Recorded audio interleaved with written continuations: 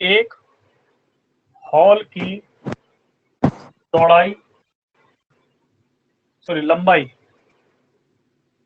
चौड़ाई और ऊंचाई, एक हॉल की लंबाई, चौड़ाई, ऊंचाई क्रमशः 10%, 20% और 10% बढ़ाई गई,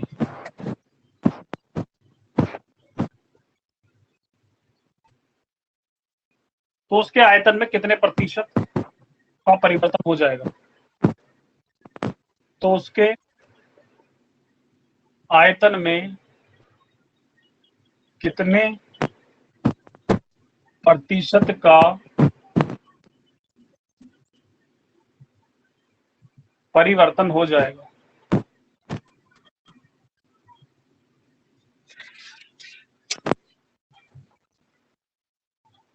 क्या होगा इसके अंदर, बताइए जरा।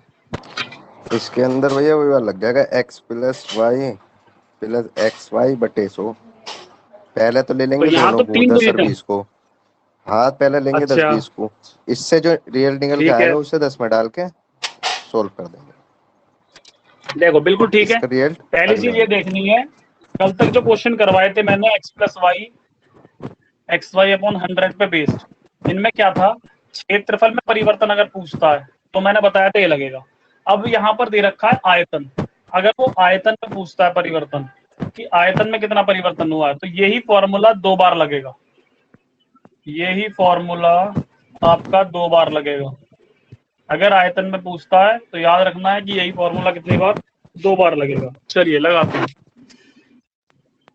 आयतन के लिए 3% यहाँ मिल रही है मुझे, तो पहली 2 में लगेगा, पहले तो लंबाई और चौड़ाई में, तो डायरेक्टली लगा देते हैं 10 गुणा 20 डिवाइडेड बाय 100, क्योंकि यहाँ पर सारी बढ़ाई जा रही है तो सारी डिजिट मैंने पॉजिटिव ली है। अगर वो कहता है घटाई जा रही है तो मैं नेगेटिव लेता। यहाँ पर आ गया 30, 2 जीरो से 2 जीरो काट दो, तो पहला आंसर तो आ गया 32% इन दोनों को लेने पर। अब आप क्या करेंगे, जो भी रिजल्ट आया है उसके साथ जो थर्ड वाली यानी ऊंचाई रह गई आपकी उसे ले लेना है। तो यहां से अगेन ये जो आंसर आया इसे और इसके साथ थर्ड वाला जो,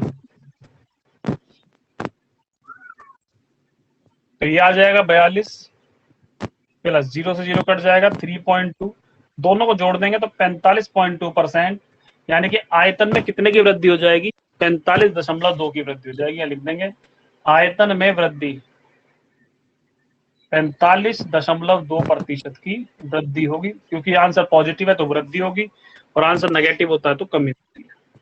यह आयतन में परिवर्तन निकालने के लिए। अब इसमें और कैसे आ सकता है क्वेश्चन,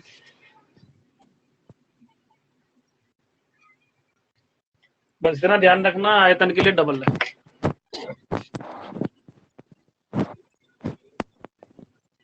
किसी बेलन की त्रिज्या, किसी बेलन की त्रिज्या 5% बढ़ाई गई, किसी बेलन की त्रिज्या 5% बढ़ाई गई और ऊंचाई 10%, और ऊंचाई 10% बढ़ाई गई,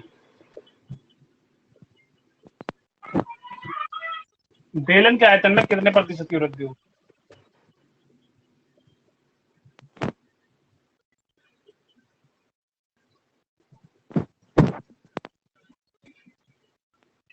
क्या होगा? इसका भी सेम ऐसे ही होगा, 5 और 10 को पहले ले लेंगे, जो रिजल्ट निकल के आएगा उसका पहले वाले से कर देंगे दोबारा। भाई यही गलती होती है इसमें, जो तुमने बताई है यही गलती होती है। ये क्वेश्चन बिल्कुल दिमाग से करने हैं और ध्यान से करने हैं। देखिए ये होगा कैसे कायदे में, ये ऐसे होगा कि इन्होंने बताया त्रिज्या 5% बढ़ाई गई, अब मेरे पास 2 डिजिट हैं और फॉर्मूला यहाँ पर लगेगा डबल, 2 बार लगेगा। क्यों लगेगा? क्योंकि आयतन में पूछा गया है। अब लगेगा कैसे, ये जो ऊंचाई है जो बाद में बोली है ये हमेशा बाद वाले में ही लगेगी, ये आपको बिल्कुल कंफर्म दिमाग में रखेगा। यानी जो ऊंचाई वाली डिजिट अच्छा है ये उसमें लगेगी जब पहले वाले का आंसर आ जाएगा उसके साथ। अब पहले वाला तो मेरे पास सिंगल डिजिट है, तो सिंगल डिजिट है तो क्या करोगे आप, यानी कि 5 पहले वाला भी मान लोगे और दूसरे वाला भी, क्योंकि दूसरे वाली क्या है, भाई लंबाई चौड़ाई होती है तो त्रिज्या तो सारी बराबर होंगी। तो कभी भी आपको कोई एक डिजिट मिली हो और उसके साथ ऊंचाई मिली ठीक है, तो ऊंचाई हमेशा जो आंसर आ जाएगा पहले वाले का उसी के साथ लेनी है। तो अब ये 3 डिजिट कुछ इस तरह से बना लोगे आप, यानी फर्स्ट वाली को डबल कर लोगे और तीसरे वाली को ऊंचाई को 10%। तो इन दोनों में लगाना है पहले आपको, यहाँ पर बढ़ रही है तो सारी पॉजिटिव आएंगी। 5 + 5, 5 × 5 डिवाइडेड बाय 100, ये हो जाएगा 10, 625 खाली डिवाइड बाय 100। यहाँ पर क्या करेंगे, दो संख्या बाद पॉइंट लगा देंगे, तो 10 कुछ ये आ जाएगा, तो आंसर आ गया कुछ ये 10.25%। अब क्या करेंगे, अब इस आंसर के साथ लेंगे इसे थर्ड वाले को, तो यहां से अगेन 10.25 के साथ ये वाला 10 लेके चलेंगे, यही फॉर्मूला लगाया दोबारा से, x + y xy/100, ये हो जाएगा 20.25। यहां पर 1 0 से 1 0 काट दो और 1 0 बची, उससे 0.1 खाने और किधर खिसक जाएगा। अब आपको दोनों को जोड़ देना है, यानी कि 20.25 में 0.025 ये जोड़ देना है, तो 21,275, ये आपका फाइनली आंसर आ जाएगा 21,275। ये मैंने ऐड करके दिखाया है दोनों को, तो फाइनली आपको जो आंसर मिल गया है। लेकिन इस चीज में ध्यान रखना है कि यहाँ पर कभी भी देखो 3 डिजिट मिलेंगी आयतन में, तो फिर तो इजी है कि पहले आप 2 का निकालोगे, जो भी रिजल्ट आएगा उसके साथ थर्ड वाले का। लेकिन कभी भी 2 डिजिट मिलेंगी तो ऊंचाई आपको हमेशा कब लेनी है, बाद में लेनी है ऊंचाई को, पहले जो मिली हुई डिजिट उसे ही सिंगल आपको यूज करना है दोनों बार। और किस प्रकार के आ सकते हैं आयतन में ही,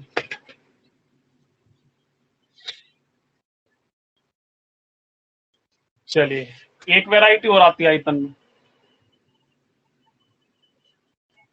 हर टाइप का एक क्वेश्चन मैं तुम्हें बता रहा हूं, कुछ भी जरूरत नहीं पड़ेगी कुछ और पढ़ने की। देखिए, एक गोले के आयतन में, एक गोले के व्यास में 10% कमी की गई,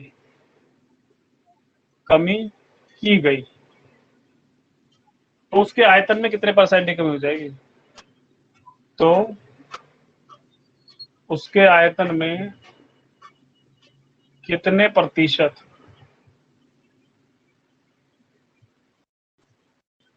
कमी हो जाएगी।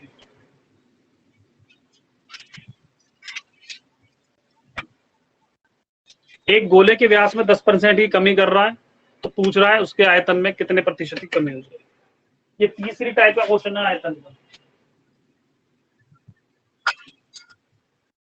फर्स्ट टाइप जो थी वो क्या थी, जिसमें 3 डिजिट मिली हुई थी, दूसरी में 2 मिली थी, अब ये सिंगल मिली है आयतन में। जब सिंगल मिलेगी तो आपको इसी का इस्तेमाल 3 बार करना है, 10%, 10% और 10%, क्योंकि फॉर्मूला 2 बार लगाना है आयतन में। आयतन में पूछा गया तो यहाँ माइंड सेट हो जाना चाहिए 2 बार फॉर्मूला लगेगा, लेकिन अब यहाँ पर सिंगल डिजिट है तो इसी का ही 3 बार इस्तेमाल करेंगे। चूंकि कमी हो रही है तो तीनों माइनस की डिजिट होंगी, तो लगाते हैं सबसे पहले इन दोनों में माइनस का 10 यानी x + y + xy divided by 100, तो ये माइनस का 10 माइनस माइनस प्लस हो जाएगा, साइन पे कोई असर नहीं पड़ेगा, ये कट गया। तो यहाँ पर माइनस का 20 + 1 यानी कि माइनस का 19% इसका फर्स्ट वाले का आंसर आ गया। अब मैंने बताया जो भी इन दोनों का रिजल्ट आता है उसके साथ हम थर्ड को लेते हैं, तो यहाँ से अगेन माइनस का 19% प्लस माइनस का 10% प्लस माइनस का 19 माइनस का 10 डिवाइडेड बाय 100, तो माइनस का 19 आ गया, माइनस का 10 आ गया, इस पे कोई फर्क पड़ेगा नहीं, माइनस माइनस प्लस हो जाएगा। 190 डिवाइडेड बाय 100, 1 0 से 1 0 काट देंगे, ये हो जाएगा माइनस का 29 प्लस 1.9। तो अब माइनस का 29 है, 1.9 है, यानी कि 29 में से आप माइनस कर दोगे किसे, 1.9 को, तो 29 के पीछे मैंने 0 लगा ली। जब कभी भी पॉइंट वाली संख्या माइनस करते हैं और जिस पे पॉइंट ना लगा हो तो उसके पीछे लगा सकते हैं। 10 में से 9 जाएगा, 1 बचेगा, 8 में से 1 जाएगा, 7 बचेगा, यानी कि 27.1, वो भी माइनस का। तो इसका मतलब ऑप्शन में लिखा हुआ आएगा 27.1% की क्या होगी, कमी हो जाएगी आयतन में, क्योंकि आंसर जो आ रहा है वो माइनस में। ये जो भैया माइनस प्लस माइनस, जैसे ये है माइनस माइनस प्लस नहीं होने का है, कहाँ पर शुरुआत में जैसे -10 ये प्लस -10, ये वाला, हाँ हाँ, तो माइनस माइनस प्लस करा दो है मैंने 20, तो तो ये चिन्ह माइनस के रहेगा इसमें, बिल्कुल मल्टीप्लाई बिल्कुल, में चिन्ह हटता है माइनस के मतलब। रहेगा। हाँ, अच्छा, मल्टीप्लाई में मल्टीप्लाई हटता में है हटता केवल। है। ठीक। बिल्कुल। ये थे हमारे आयतन पे बेस। अब आते हैं नेक्स्ट की ओर। आयतन पे बेस केवल इतने प्रकार के क्वेश्चन आ सकते हैं। मैंने तीनों डिजिट बदल बदल के बता दिए आपको, 3 फॉर्म के भी, 2 फॉर्म के भी और सिंगल डिजिट के भी, तो कहीं कटने नहीं चाहिए।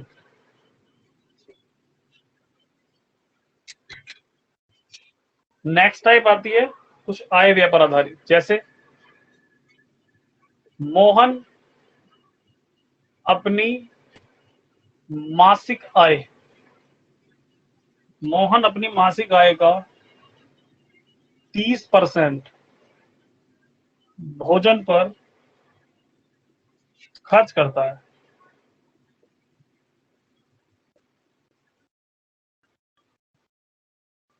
मोहन अपनी मासिक वेतन का 30% भोजन पर खर्च करता है। शेष का 40%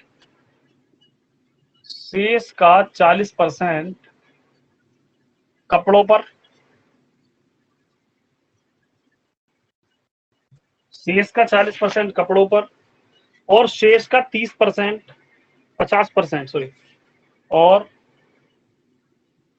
शेष का 50% शिक्षा पर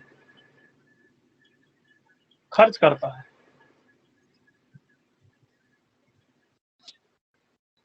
यदि उसकी मासिक आय 18,400 है, यदि उसकी मासिक आय 18,400 है, तो आपको बताना है कि वो कितने रुपए बचा रहा है, बचत बतानी है। तो उसकी सेविंग यानी कि उसकी बचत कितनी है।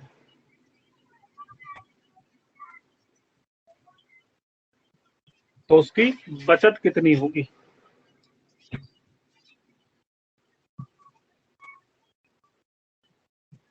देखिए, इस क्वेश्चन को कैसे करेंगे इजीली।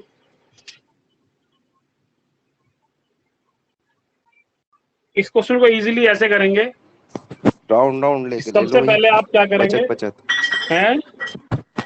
राउंड वाला करके देख लो, इसमें गोला करके कि इतने परसेंट इसके, नहीं इतने नहीं नहीं, परसेंट गोले इसके, बचत गोले की बचत आपको निकाल। इसमें जरूरत नहीं है, बिल्कुल इजी हो जाएगा। देखो, एक लाइन में आंसर आएगा। उसने बचत पूछी है बचत ले। बचत, तो आप बचत ही लेके चलिए सारी।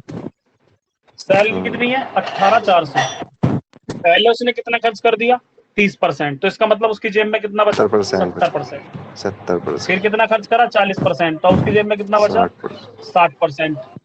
फिर उसने 50% खर्च करा, तो अब उसकी जेब में इस पूरे का कितना बचा 50%। और सीधी बचत जो उन्होंने पूछी है वहां से फाइनली आंसर आ जाएगा। तो दो जीरो से दो जीरो खत्म, ये दो जीरो से ये दो जीरो खत्म, 50 दूनी 100, दो तिया 6। तो 184 की मल्टीप्लाई किस में कर देंगे 21 में कर देंगे, और 184 की मल्टीप्लाई जब 21 में करेंगे तो उसका फाइनली आंसर आ जाएगा 3864। ये इसका आंसर।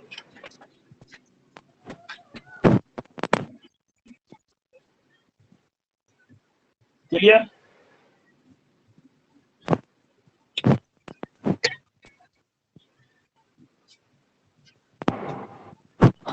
ये तो सारे बुक के क्वेश्चन है चलिए, भैया। हाँ अभी बुक पे ही चल रहे हैं। अभी तो एक बुक खत्म ही ना हुई, अभी तो खत्म होएगी तब लगेगी दूसरे। प्रीवियस ईयर तो मैंने स्टार्ट भी ना करें। चलिए नेक्स्ट देखते हैं।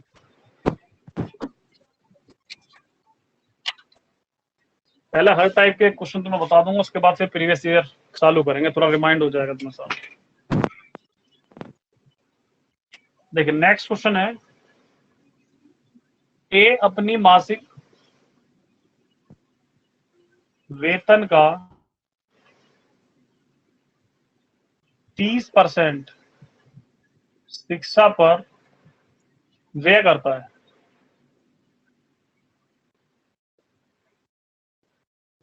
ए अपने मास का 30% काय पर, शिक्षा पर व्यय कर रहा है। इसके बाद है शेष का 50% भोजन पर, शेष का 50% भोजन पर, तथा बचे शेष में से बचे शेष में से 1,000 रुपए मकान का किराया दे देता है। बचे शेष में से मकान का किराया दे देता है। अंत में उसके पास 1,800 रुपए बचते हैं। अंत में उसके पास 1,800 रुपए बचते हैं। अंत में उसके पास 1,800 रुपए बचते हैं। अब आपको बताना है क्या? अंत में उसके पास 1,800, तो उसकी मासिक वेतन कितना है, सैलरी बतानी है। मासिक वेतन क्वेश्चन मार्क।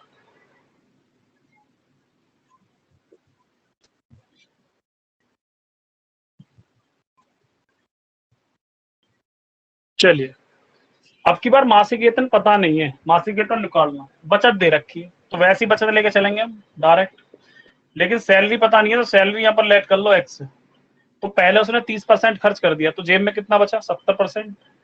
फिर उसने 50% खर्च कर दिया, तो जेब में कितना बचा? 50% ही बचा। तब 1,000 रुपए, अब इस पूरे में से जो बच रहा है उसमें से 1,000 रुपए मकान का किराया भी दे दिया, तो माइनस करना है 1,000 रुपए, जो भी मनी बची हुई है इतने के बाद जो हमारे पास है उसमें से 1,000 रुपए मकान का किराया भी निकालते, तब जाकर उसकी जेब में जो बच रहे हैं वो 1,800 रुपए बच रहे हैं, इतनी ट्रांजेक्शन करने के बाद।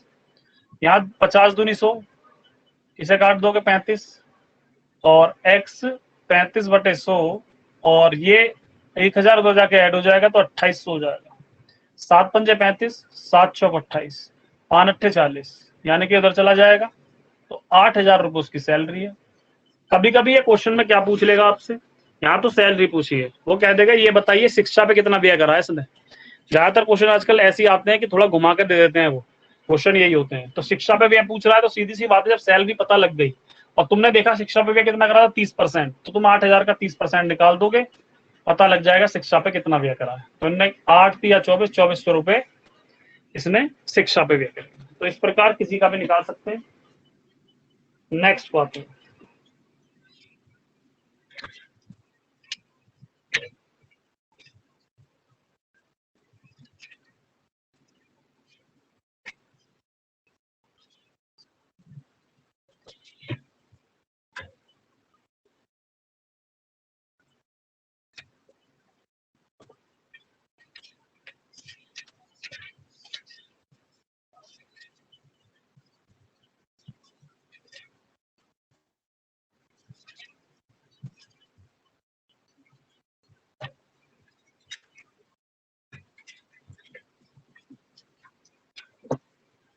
ये कर देते हैं रफ।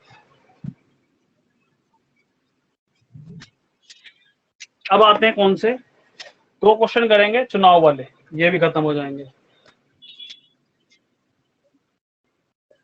एक चुनाव में, एक मिनट रुकिए जरा,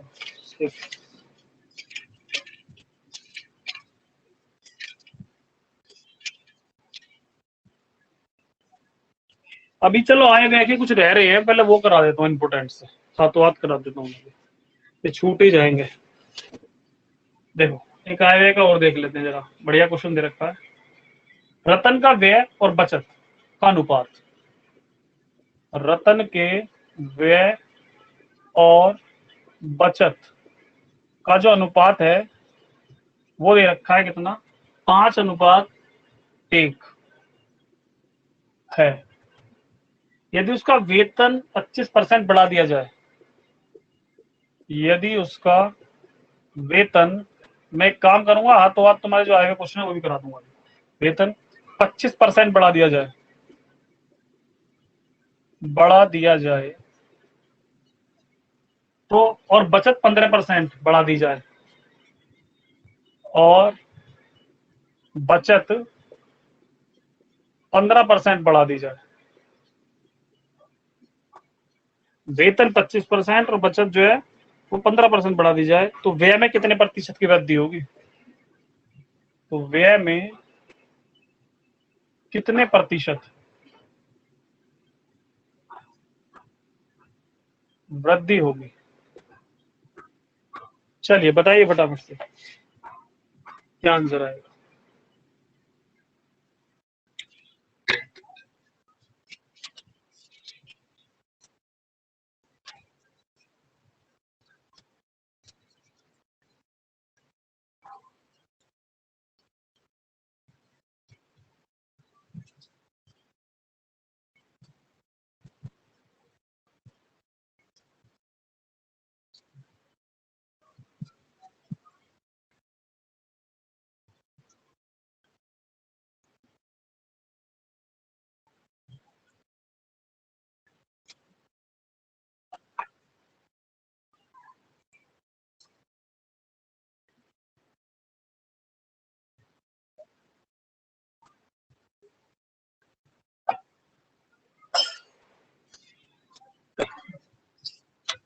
हाँ जी, आंसर कहीं से आया नहीं आया है, रह गया।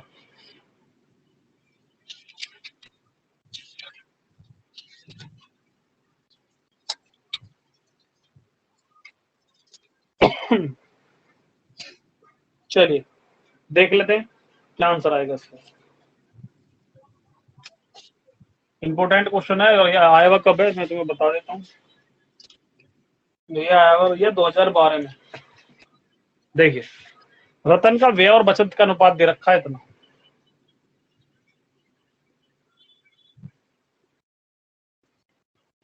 अब ये आप कैसे भी कन्वर्ट कर लीजिए, मर्जी आपकी है। इसका मतलब ये है कि व्यय और बचत क्या क्या हो सकती है। भाई व्यय मान लो 500 रुपए और बचत कितनी है 100 रुपए। भाई इसमें मैंने क्या करा, 100 की मल्टीप्लाई कर दो, मर्जी आपकी। आप 10 की मल्टीप्लाई कर सकते हैं तो 50 और 10 हो जाएगा, कोई दिक्कत परेशानी नहीं है। ये लो, कि मान लो व्यय कितना है 50 रुपए है, क्योंकि जब मैं इसका रेशियो बनाऊंगा तो 5 और 1 ही आएगा। तो इसलिए मैंने क्या करा, मान लो कि बचत व्यय कितनी है इसकी 50 रुपए और बचत कितनी है इसकी 10 रुपए। और अगर किसी को 100 से मल्टीप्लाई करनी है तो 100 से कर सकता है, तब भी रेशियो अगर तुम निकालोगे इसका तो भी यही आएगा 5 और 1 का। तुम यहाँ पर कुछ भी ऐड कर सकते हैं, बस सेम चीज की मल्टीप्लाई करनी है। अगर व्यय इतनी है बचत इतनी है तो इसका मतलब सैलरी कितनी है। भाई व्यय और बचत दोनों को जोड़ दो, सैलरी पता लग जाएगी। 600 रुपए सैलरी है इसकी। ये तीन चीज हमने यहाँ से पता कर ली। हर क्वेश्चन में, इस प्रकार के क्वेश्चन में आपको यही करना है सबसे पहले, जहां पर रेशियो पता हो। अब उसकी वेतन तो 25% बढ़ाना है, तो सीधी सी बात है, अगर न्यू सैलरी की बात कर लूं मैं इसकी, तो भैया न्यू सैलरी कितनी हो जाएगी, 600 को आपको बढ़ाना है कितना 25%, यानी 600 का 125% कर दीजिए। तो ये मैंने काट दिया, तो ये कितना आ जाएगा 600 और 150, कितना हो जाएगा 750। नई सैलरी तो होगी इसकी कितनी 750। मैंने 600 सॉरी 125 की मल्टीप्लाई 6 में कर दी है। इसके बाद अब वो कह रहा है इसका बचत भी बढ़ानी है, तो बचत देख लेते हैं। यानी नई बचत कितनी हो जाएगी, सेविंग जो है इसकी पहले कितनी थी 100 रुपए, 100 में कितनी बढ़ जानी है 15% बढ़ जानी है, तो सीधी सी बात है 115 ही हो जाएगी ये तो 100 का 115% निकालोगे तो 100 से 100 कट जाएगा, 115 रुपए बढ़ गए काहे के बचत के। अब वो कह रहा है तो व्यय कितना बढ़ जाएगा, अब देख लो सीधा सीधा। स्टैम्प सैलरी कितनी है 750 रुपए, बचत कितनी है इस बार 115 रुपए। तो इसका मतलब ये है कि व्यय कितना आ रहा है, तो व्यय पहले आपको निकालना पड़ेगा। सैलरी में से जब मैं माइनस करूंगा, अब स्टैम्प की जो बचत है, यानी 750 में से मैंने क्या माइनस कर दिया 115 माइनस कर दिया, 10 में से 5 जाएगा, यहाँ पर कितना बचेगा 5 बचेगा, 4 में से 1 जाएगा 3 बचेगा, और 6 में से 1 जाएगा तो 7 में से 1 जाएगा तो 6। तो यहाँ पर 635 रुपए इसकी क्या निकल के आ गई, व्यय निकल के आ गई। इसका मतलब 635 रुपए का खर्चा स्टैम्प हो रहा है।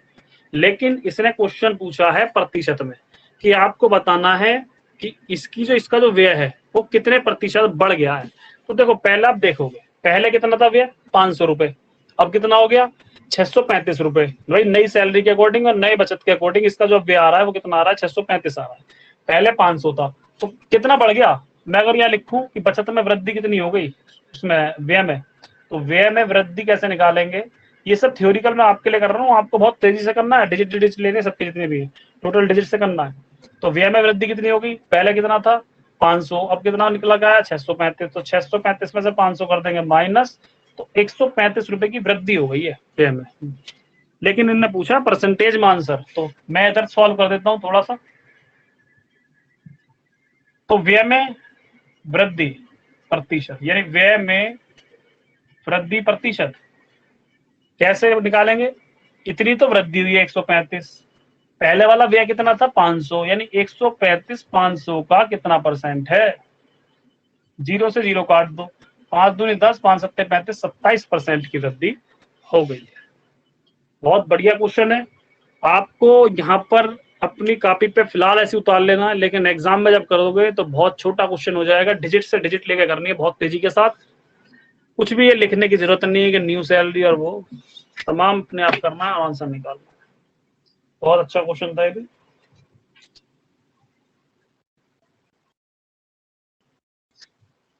चलिए नेक्स्ट पाते हैं।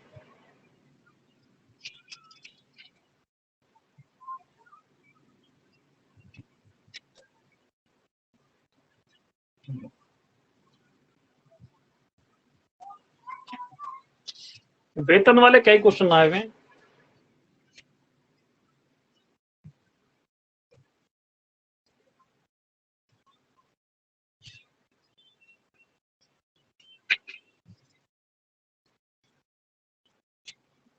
एक है 3 व्यक्ति एबीसी, 3 व्यक्ति ए बी सी, जिनके वेतनों का योग यानी जिनके वेतनों का जो योग है वो कितना है, तीनों का मिला के 72,000 रुपए।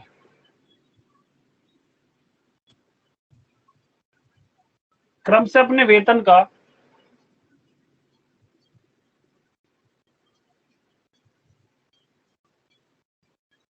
क्रम से अपने वेतन का 80, 85 तथा 75% खर्च कर देते हैं। 80, 85 तथा 75% खर्च कर देते हैं।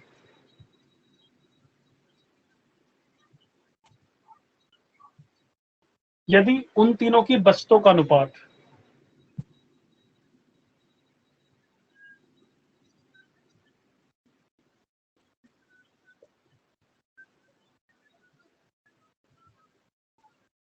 यदि तीनों की बचत का अनुपात 8:9:20 है तो ए का वेतन बताना है आप। देखो बहुत टॉप पे क्वेश्चन कर रहा हूँ, एक भी नहीं छोड़वा रहा आपको मैं। ए का वेतन कितना है? 2011 के क्वेश्चन।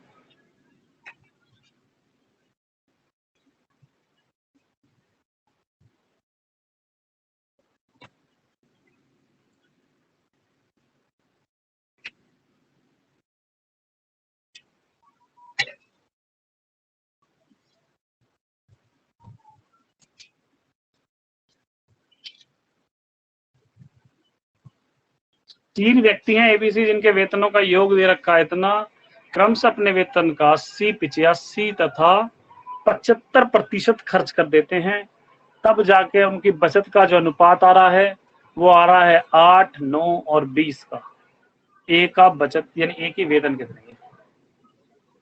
हाँ जी मिस्टर प्रिंस नरुला, हो सकता है क्वेश्चन या नहीं? क्या कहते हो?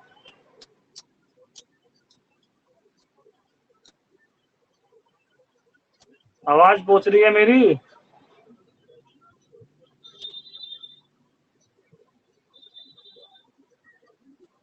चलिए सॉल्व कर देते हैं इसे।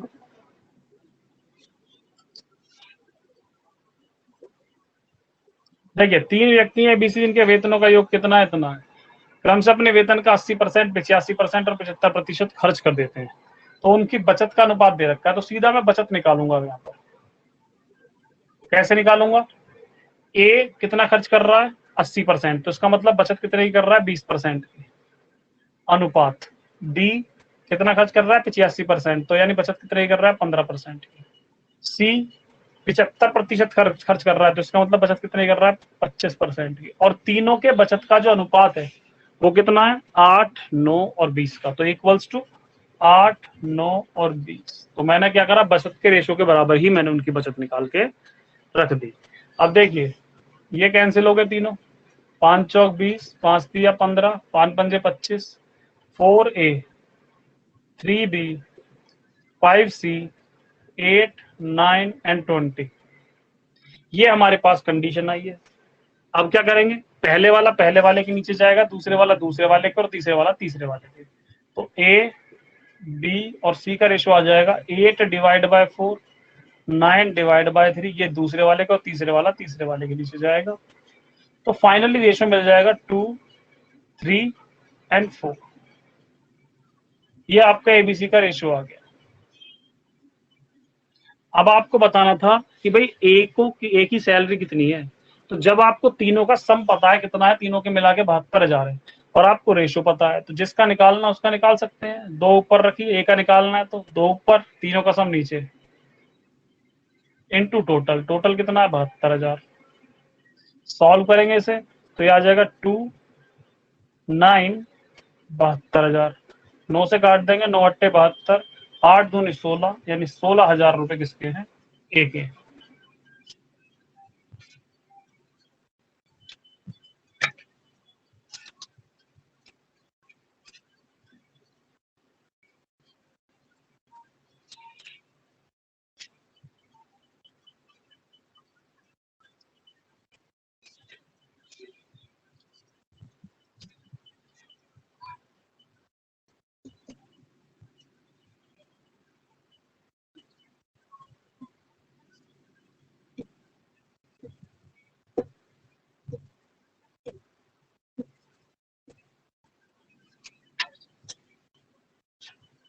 अगला क्वेश्चन है इसी पे बेस्ड।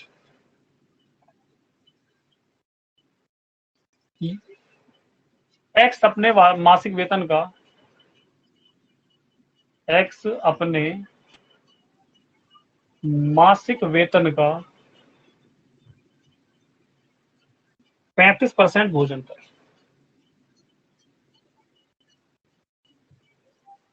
35% भोजन पर,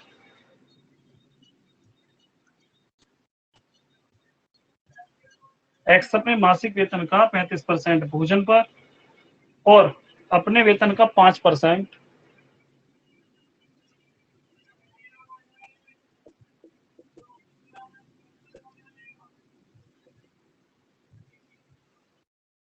बच्चों की शिक्षा पर खर्च करता है।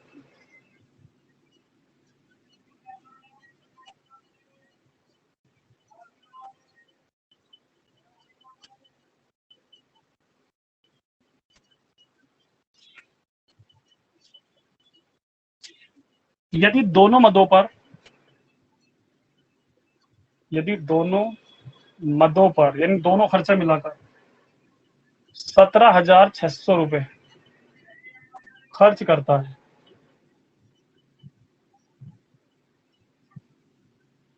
तो उसका मासिक वेतन कितना है?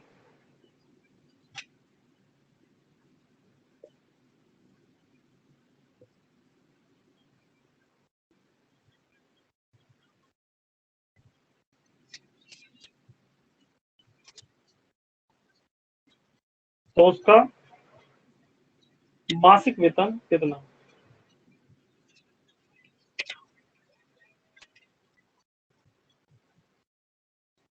देखिए सीधा सा है, अगर मैं देखूं तो अपने मासिक वेतन का 35% तो उन्होंने भोजन पे खर्च कर दिया और 5% कर दिया काय पर? बच्चों पर। तो टोटल अपने मासिक वेतन का 40% तो बंदे ने खर्च कर दिया। और वो जो 40% है वो कितने के बराबर है? वो 17,600 के बराबर है। तो मासिक वेतन अगर मैं मान लूं एक्स, तो एक्स का 40% वो खर्च कर चुका और वो कितने के बराबर बता रहा है? वो 17,600। जीरो से जीरो कैंसिल, 4 से काट देंगे, 4 चौक 16, 4 चौक 16, डबल जीरो, ये इधर ले जाइए। यानी उसकी सैलरी कितनी है? 44,000। और अगर कोई बच्चा वैसे करना चाहे इसे पार्टीशन में, तो वैसे भी कर सकता है। दिखा देता हूं उसे भी। पार्टीशन में कैसे कि सैलरी एक्स मान ली, पहले उसने कितना खर्च करा? 35% एक्स का। दूसरी बार एक्स का कितना खर्च करा? 5%। और दोनों पैसा मिला के कितना है? 17,600। तो ऐसे भी इक्वेशन बना कर सकता है। दोनों के एलसीएम ले लेगा, 100 आ जाएगा। यहाँ पर 35x, यहाँ पर 5x, यहाँ पर 17,600। फिर ये हो जाएगा कितना? 40x divide by 100। यहाँ पर कितना हो जाएगा? 17,600। फिर वही काट देंगे, यहाँ पर कुछ इस तरह से आ जाएगा और इधर ले जाएंगे 44,000 आ जाएगा। तो ये था इक्वेशन बना के।